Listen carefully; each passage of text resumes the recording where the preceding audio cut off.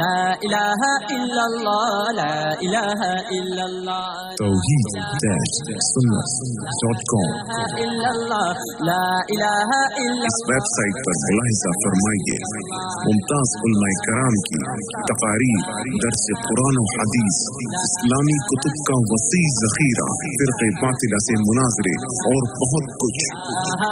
الا اللہ لا الہ الا اللہ۔ واجب الاحترام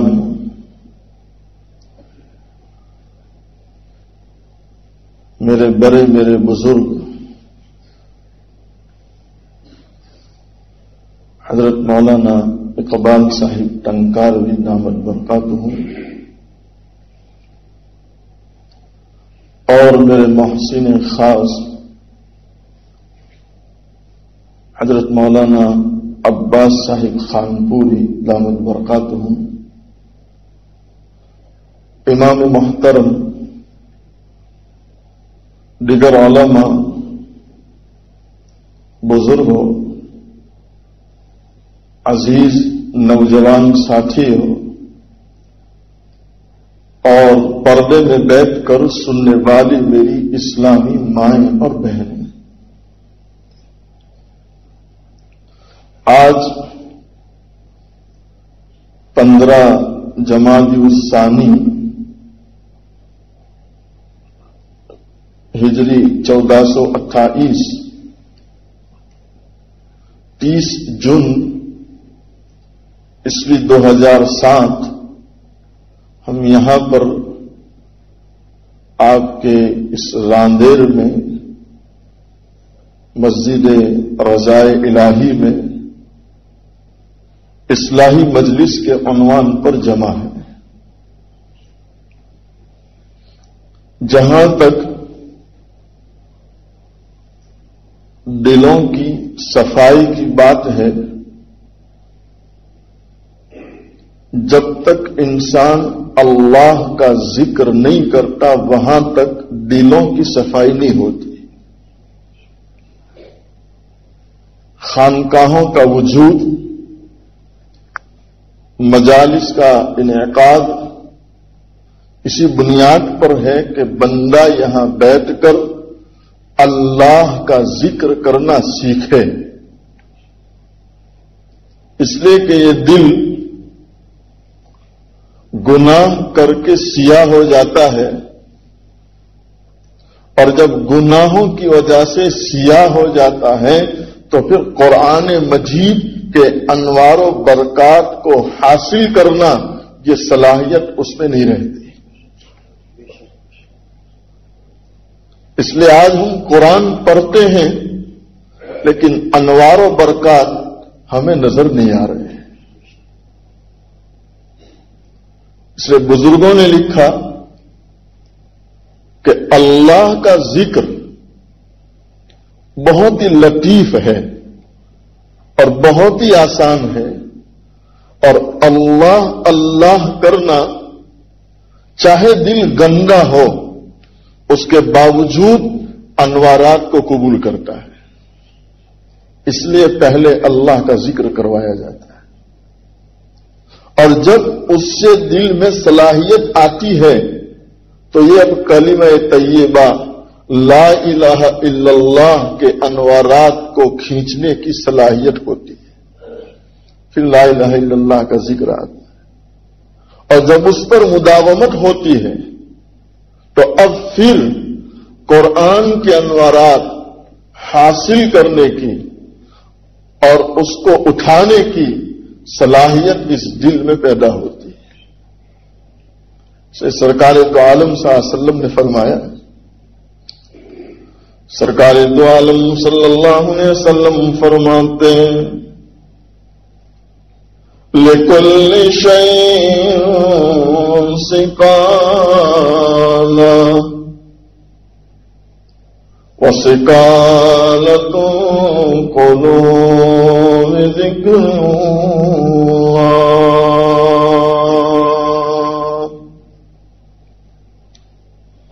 سرکار دو عالم صلی اللہ علیہ وسلم فرماتے ہیں ہر چیز کی صفائی کے لیے کوئی سکالا ہوتا ہے. جیسے لوہے کا زنگ دور کرنے کے لیے بھی آلات ہوتے ہیں. برتن پہ میل چڑھ جائے تو اس کو دور کرنے کے لیے صابن کی ضرورت پڑتی ہے. سرکار دو عالم صلی اللہ علیہ وسلم فرماتے ہیں لِكُلِّ شَيْءٍ سِكَالَةٌ وَسِكَالَةُ الْقُلُوبِ ذِكْرُ اللَّهِ.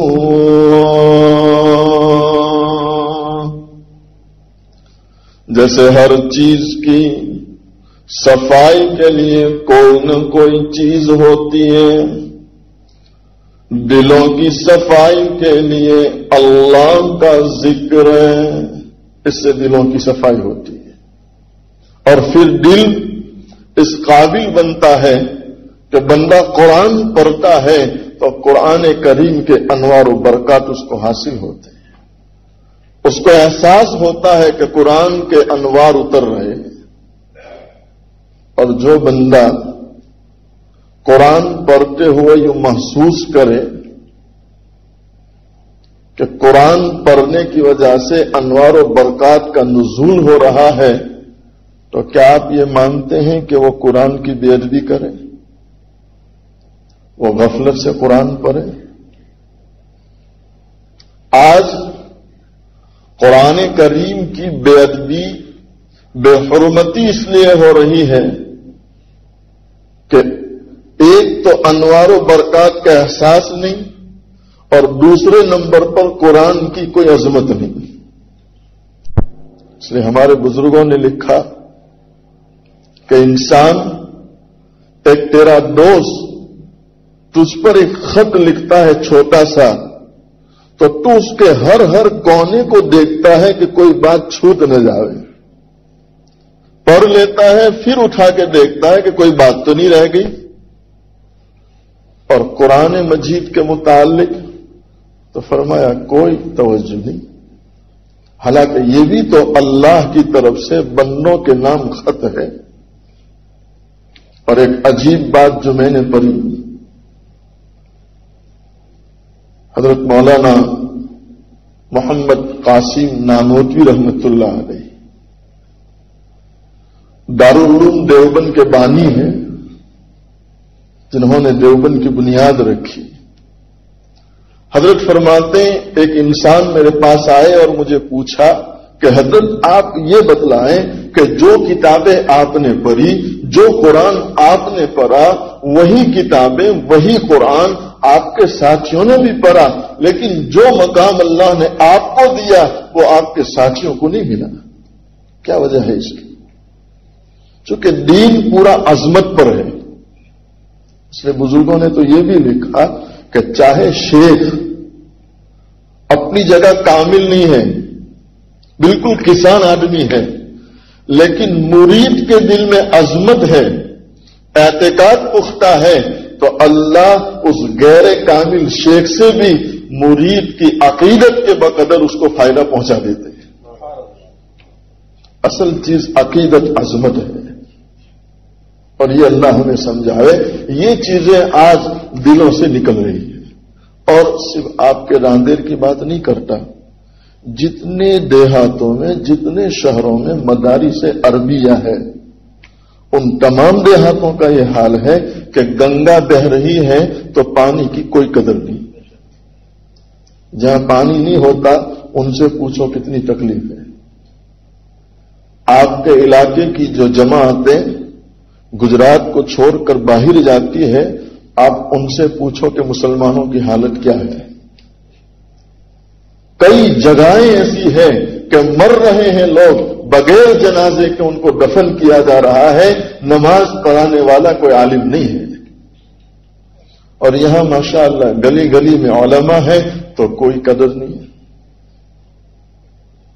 حالانکہ یہ تو اللہ کی طرف سے نوازش ہے، نعمت ہے اللہ کی علماء کا وجود. مجھے یاد پڑتا ہے وہاں میں نے پالیاوار میں بھی کہا تھا، حضرت مولانا ابراہیم صاحب دیولری دامت برکاتہم علینا نے دارالعلوم کنٹھاریا میں کرسی پر بیٹھتے ہی یوں فرمایا کہ اس وقت اس امت میں علماء کا وجود معجزہ ہے. یہ حضرت نے فرمایا.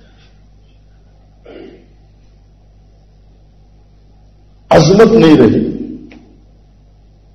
اور جس کا یہ نتیجہ ہے کہ آج قرآن کے انوار و برکات کا ہمیں احساس نہیں ہے.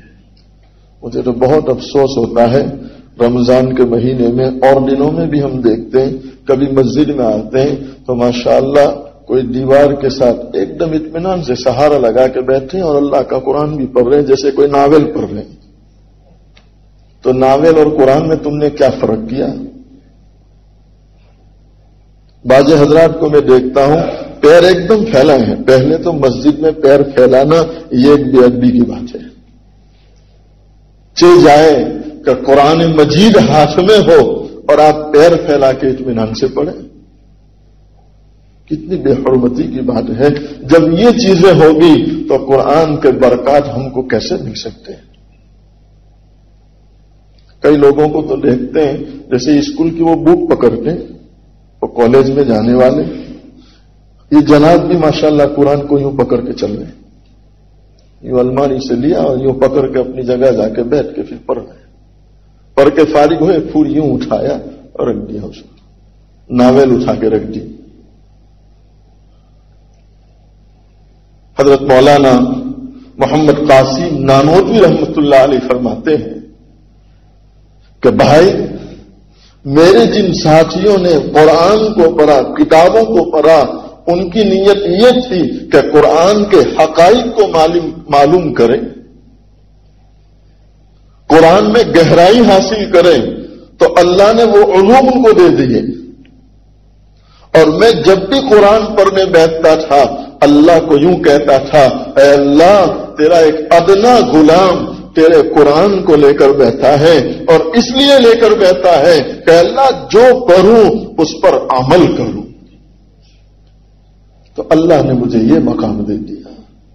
آج ہم بھی قرآن پڑھتے ہیں لیکن کبھی ہم نے سوچا کہ قرآن کیوں پڑھتے ہیں؟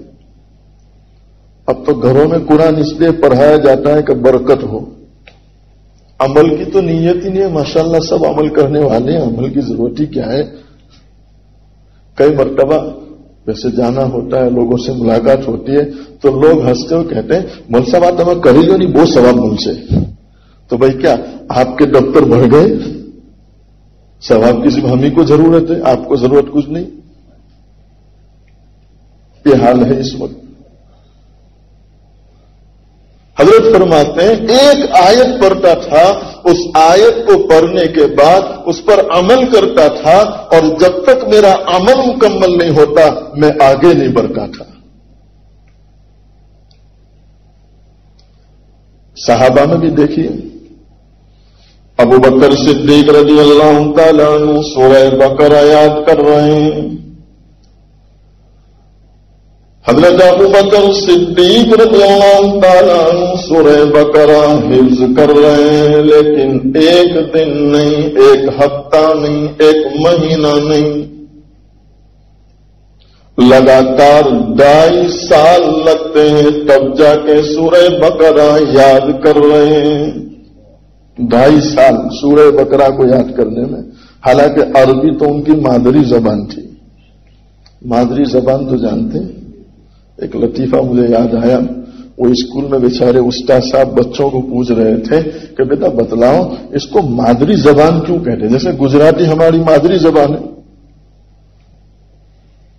یہ عجیب بات، یہ بات اور ہے کہ گجراتی ہونے کے باوجود بھی کچھ لوگ انگریزی اس لیے بولا کرتے ہیں تاکہ دوسروں پر اثر ڈالیں. تو یہ بھی اخلاص کے خلاف ہے، بلکہ میں تو اس کو اخلاق کے بھی خلاف سمجھتا ہوں کہ دوسروں پر رعب ڈالنا اس کو شریعت نے پسند ہی نہیں کیا. اس لیے شریعت تو یہ کہتی ہے کہ کپڑا اچھا پہنا اور پہننے کے بعد دل میں یوں آیا کہ میں بہت اچھا نظر آتا ہوں تو فرمایا کپڑے کا پہننا بجائے ثواب کے اب گناہ ہو گیا. تو گجراتی ہماری جیسے مادری زبان استاد صاحب نے بچوں کو پوچھا بیٹا بتلاؤ اس کو مادری زبان کیوں کہتے ہیں, اس کو پترو زبان نہیں کہتے, پیدری زبان نہیں کہتے کہ باپ کی زبان ہے. حالانکہ باپ بھی تو بول رہا ہے. تو ایک لڑکا تھا, اس نے کہا استاد صاحب بات اصل میں یہ ہے کہ میرے گھر میں دیکھتا ہوں میری ماں اور میرے ابو میں جب جھڑپ ہوتی ہے, تو میں ہوتی ہے, تو امی اتنی بولتی ہیں کہ ابا کو بولنے کی باری ہی نہیں آتی, اس لیے اس کو مادری زبان کہتے ہیں. تو عربی ان کی مادری زبان ہے. صرف و نحو کا تو وہاں سوال ہی نہیں تھا, یہ تو ہمارے لیے ہے. لیکن اس کے باوجود سورہ بقرہ یاد کرنے میں 2.5 سال لگ رہے ہیں. یہی بات تھی, ایک آیت پڑھتے تھے اس پر عمل کی کوشش کرتے تھے. ادھر سورہ بقرہ مکمل ہو رہی ہے, اس پر عمل بھی مکمل ہو رہا ہے. اور ہم قرآن کے قرآن پر ڈالتے ہیں لیکن عمل کے نام پہ 0 ہے.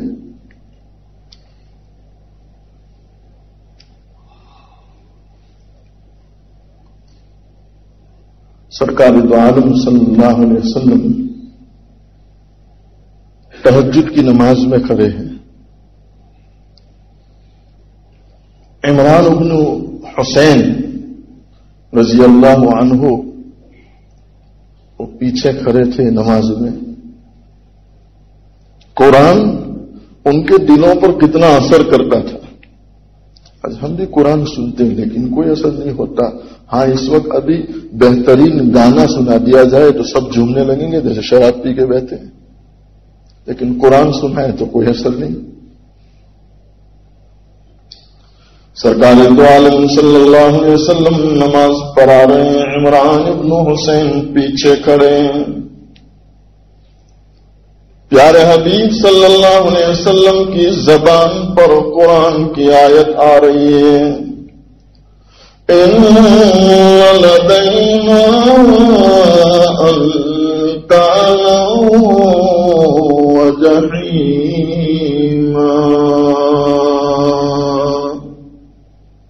Tawheed-Sunnah.com وَطَعَامًا ذَا غُصَّةٍ وَعَذَابًا عَلِيمًا.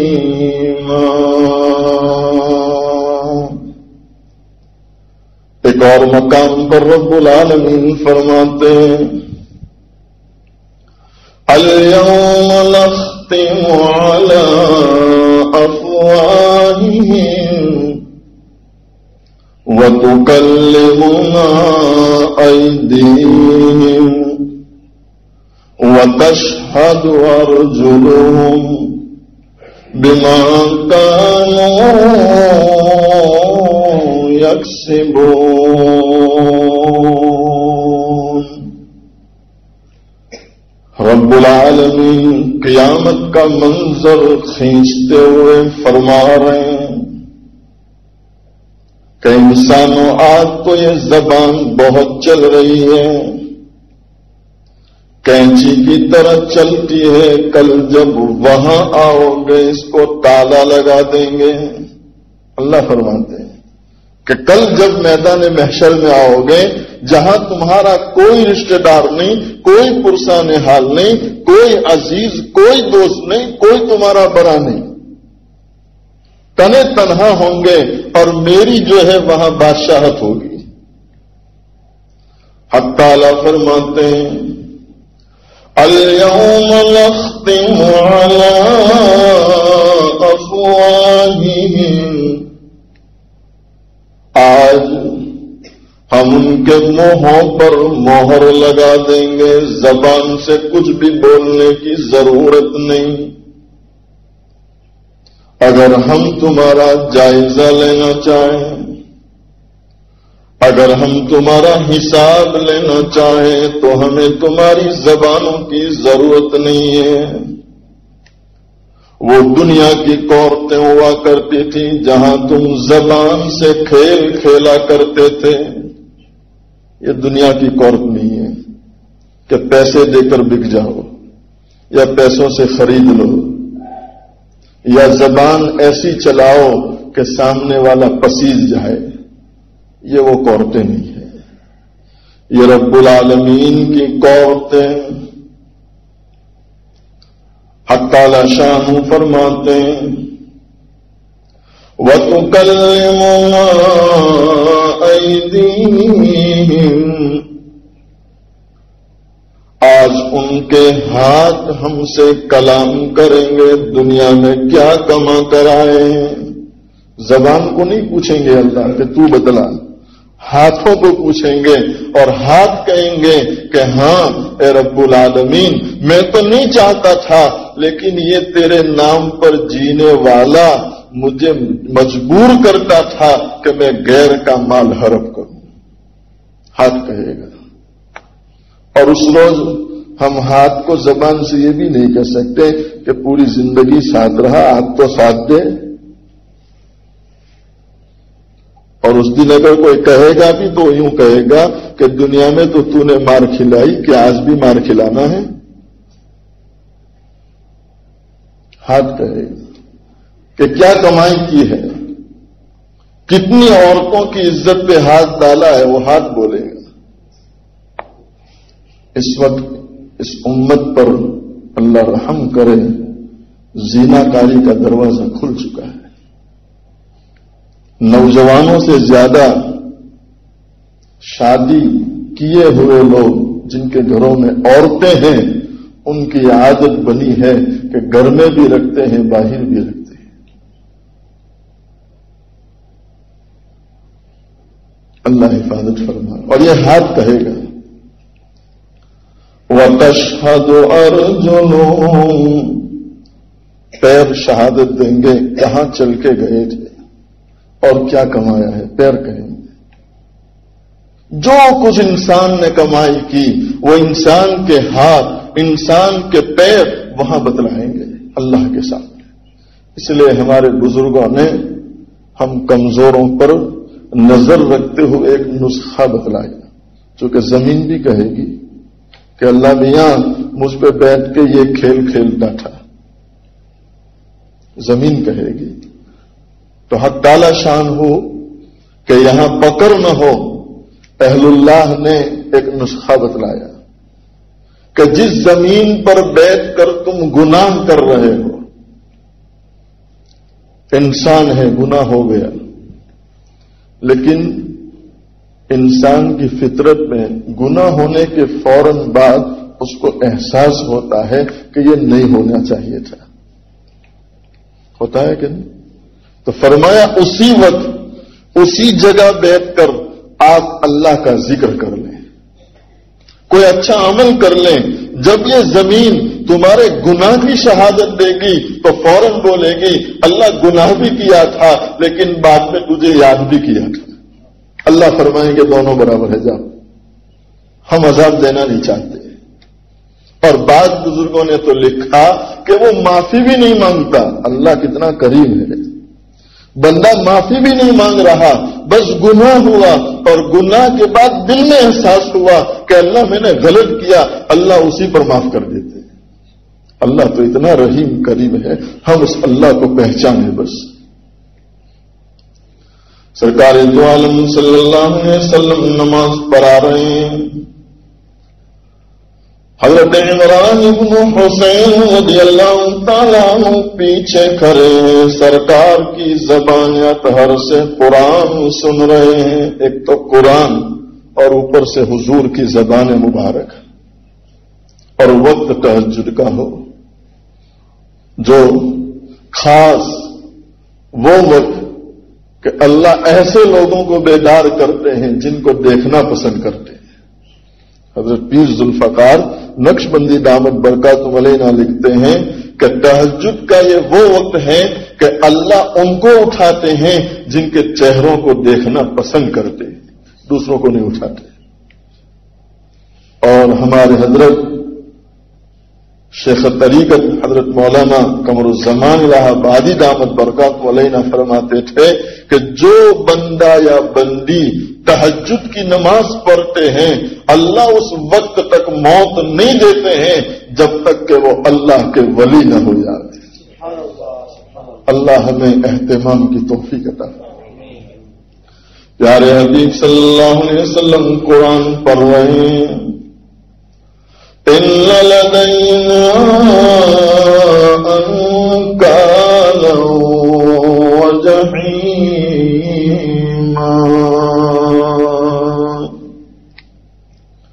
بے شک وہاں بیڑیاں ہیں، آگ کے انگارے ہیں،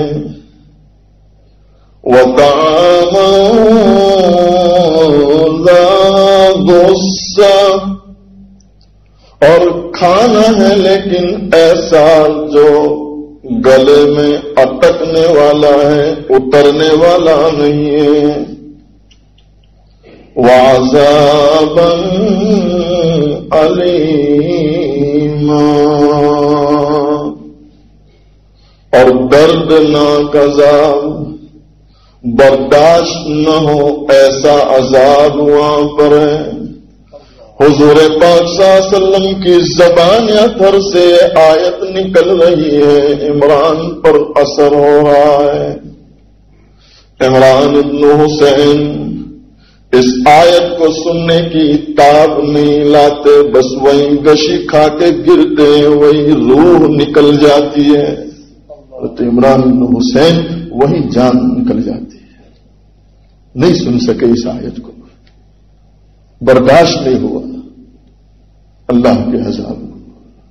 امام ابو حنیفہ رحمۃ اللہ علیہ کے متعلق مشہور ہے، وَامْتَازُوا الْيَوْمَ أَيُّهَا الْمُجْرِمُونَ، پوری رات اس آیت کو پڑھتے رہے کہ کل اللہ میدان محشر میں فرمائیں گے کہ آج مجرمین نیک لوگوں سے جدا ہو جائے۔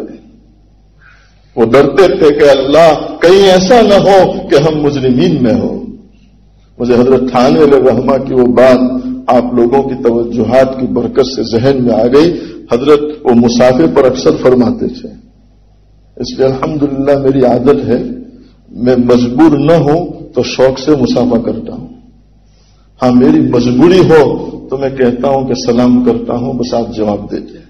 حضرت تھانوی رحمۃ اللہ علیہ نے لکھا کہ لوگ جب مجھ سے مسافہ کرنے آتے تھے، میں مسافہ کرتا تھا اور میری یہ نیت ہوتی تھی کہ اللہ میں تو گنہگار ہوں، یہ مسافہ کرنے والے تیرے نیک صالح بندے ہیں، اے اللہ کل ہو سکتا ہے میدان محشر میں یہ مسافہ کرنے والے مغفور لوگوں کی صف میں ہو اور میں گنہگاروں کی صف میں ہوں، یہ مجھے دیکھیں گے تو یوں کہیں گے اللہ اس کا تو مسافہ کیا تھا، اس کو معاف کر دے، اس لیے میں مسافہ کر لیتا ہوں۔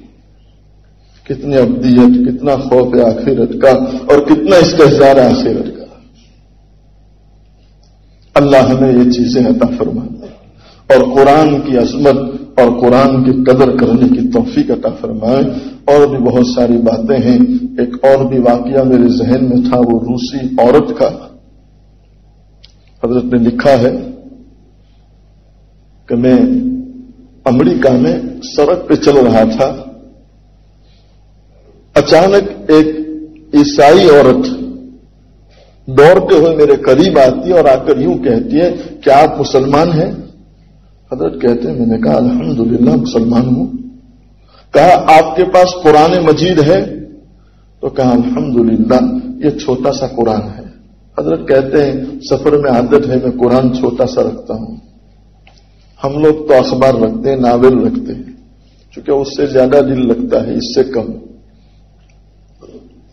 حضرت کہتے ہیں اس عورت نے مجھے کہا کیا آپ مجھے دیکھنے دیں گے؟ حضرت نے کہا کیوں نہیں؟ کہتے ہیں میں نے اس عورت کو قرآن دیا تو اس نے لیتے ہی بوسہ لگ دیا، کبھی یہ رخسار پہ لگا رہی ہے، کبھی اس رخسار پر، کبھی پیشانی پر، کبھی سینے پر، بار بار کر رہی ہے۔ ہماری مائیں اور بہنیں دل کے کانوں سے سنیں کہ جن کے یہاں قرآن نہیں تھا تو قرآن کی کتنی قدر ہوتی تھی۔ آج ہمیں یہ قرآن شادی کے موقع پر دیا جا رہا ہے لیکن تاجوں کی زینت بن رہا ہے، بار بار لگا رہی ہے۔ بہت دیر ہو گئی۔ حضرت نے پوچھا بہن مجھے دیر ہو رہی ہے، آخر کیا بات ہے، آپ اتنا زیادہ قرآن پہ کیوں فدا ہیں؟